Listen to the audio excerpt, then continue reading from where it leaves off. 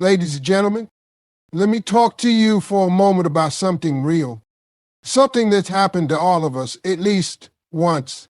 You gave your heart to somebody, your time, your energy, your trust,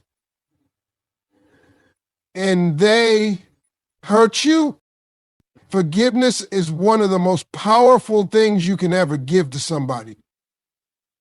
It's not a weakness. It's not giving up. It's not saying what you did was okay. Nah, forgiveness is strength. Forgiveness is saying, I'm not going to let what you did control my peace anymore. But listen to me when I say this. Just because you forgive someone doesn't mean you have to be foolish.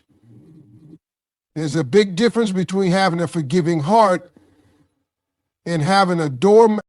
God tells us to forgive, but he never told us to let people walk all over us. Some people think that if you don't let them back in after they hurt you, then you haven't really forgiven them. That's not true. That's manipulation. You can forgive somebody and still choose to protect yourself from them. You can forgive somebody and still say, you're not healthy for me. You can forgive somebody and still say, I wish you the best, but from a distance. See, the problem is a lot of folks confuse forgiveness with access.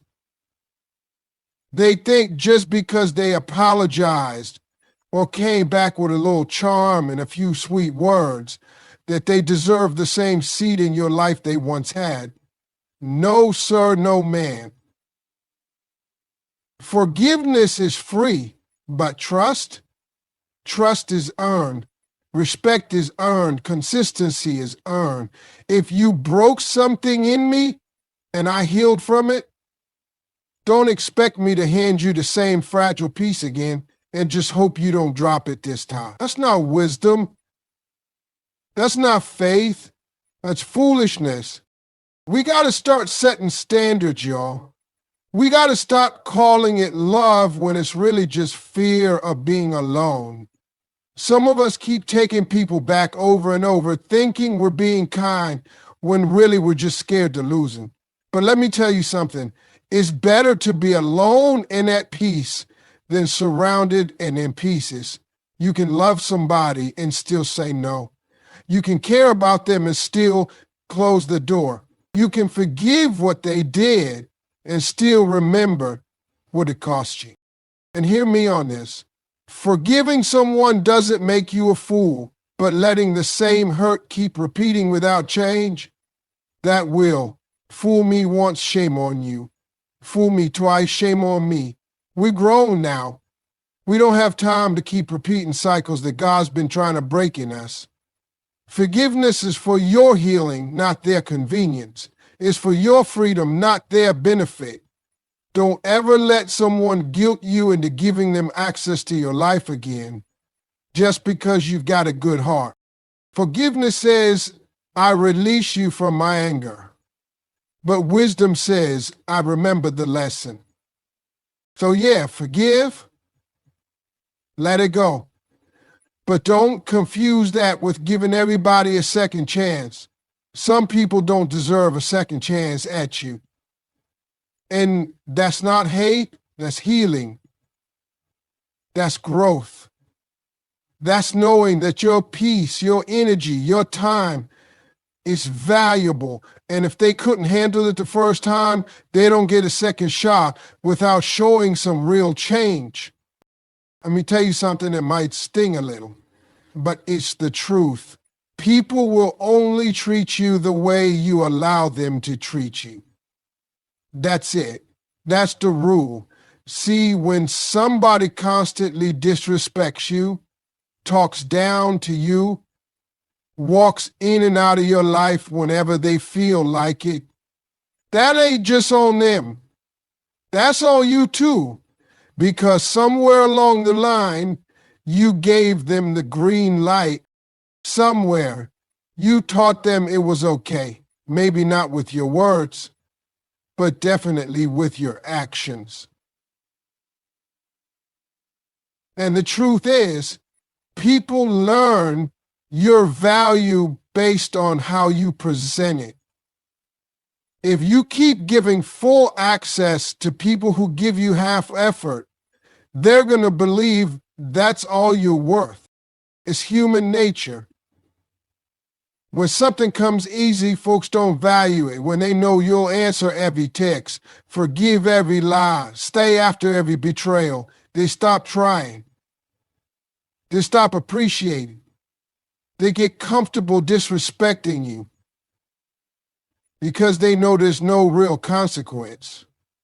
So if you're tired of being mistreated, you got to look in the mirror and ask yourself, what am I allowing? Because what you allow will continue. You can't keep letting people show up late in your life and still get front row seats. That kind of access should be earned, not handed out, just because you're afraid of being alone or afraid of losing them. See, sometimes we confuse love with tolerance. We think being loyal means putting up with anything. No, love should feel safe.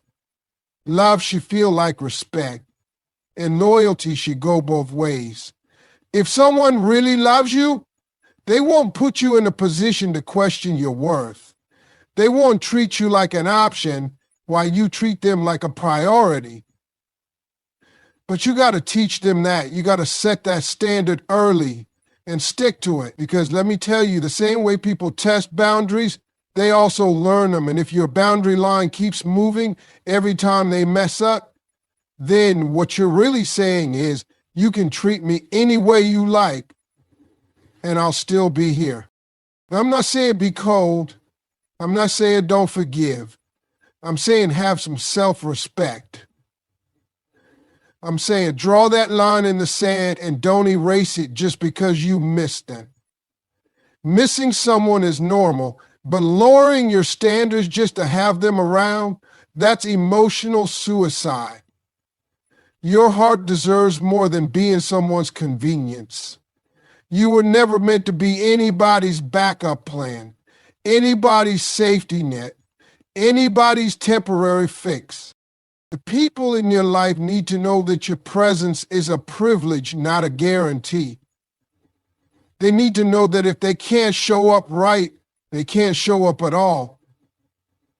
You teach people how to treat you by what you tolerate. So the next time someone disrespects you, ask yourself, did I correct it or did I excuse it? Because at the end of the day, the love you accept is the love you believe you deserve. And when you finally believe you deserve better, that's exactly what you'll start getting. Let me tell you something about growth. It ain't comfortable, it ain't easy, and it sure ain't painless. Growth hurts. It stretches you. It pushes you into places you never thought you'd be. You lose people, you lose pieces of yourself, and sometimes you even lose the version of you that thought settling was good enough. But here's the thing. It's in that pain, in that confusion, in that breaking point where you start learning your true worth. When everything familiar gets stripped away, when you got nobody left to lean on but God and yourself, that's when you find out what you're really made of. See, when life is easy, we stay the same. We stay in toxic relationships because they're comfortable. We stay around people who drain us because we're afraid of being alone. We stay small because growing requires a sacrifice. But when growth comes knocking, it don't ask for permission. It comes through your hurt. It comes through betrayal. It comes through disappointment. That pain you felt, that heartbreak, that moment where you thought you were done, that was growth knocking on your door, trying to show you who you really are. And let me tell you this, pain has a way of showing you things peace never could. Pain is a teacher. It teaches you what you won't tolerate again. It teaches you what real love feels like by first showing you what it's not. It teaches you how to stand when nobody's clapping for you. It teaches you how to stop shrinking just to make other people comfortable. Because once you go through enough pain and come out the other side, you don't look at yourself the same anymore. You start realizing, I deserve better than that. You stop begging people to stay. You stop chasing folks who wouldn't cross the street for you. You stop watering dead plants. You begin to see that your worth was never tied to who left, who stayed, or who couldn't handle you. Your worth is rooted in who you become after the storm. It's rooted in the version of you who got up after being knocked down 100 times. Growth builds that. Growth creates a stronger, wiser, more powerful you. But you only get there by walking through the fire. Not around it, not over it, through it. And yes, it hurts. Yes, it's lonely. Yes, you'll cry, but you'll also rise. You'll start setting boundaries.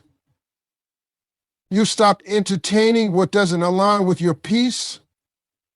You stop settling for half love and empty apologies. And you'll finally see that the pain didn't break you, it built you.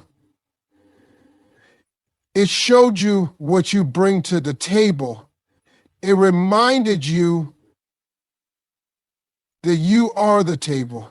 And when people come back trying to treat you like the old version of yourself, growth will be the voice that says, nah, I don't live there anymore. That chapter's closed. I've grown, and now I know what I'm worth.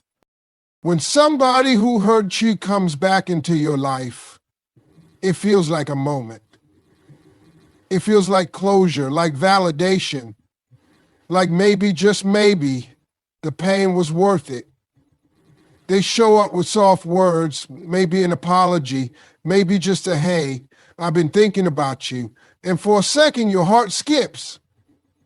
Because the truth is, even when people hurt us, we still miss them.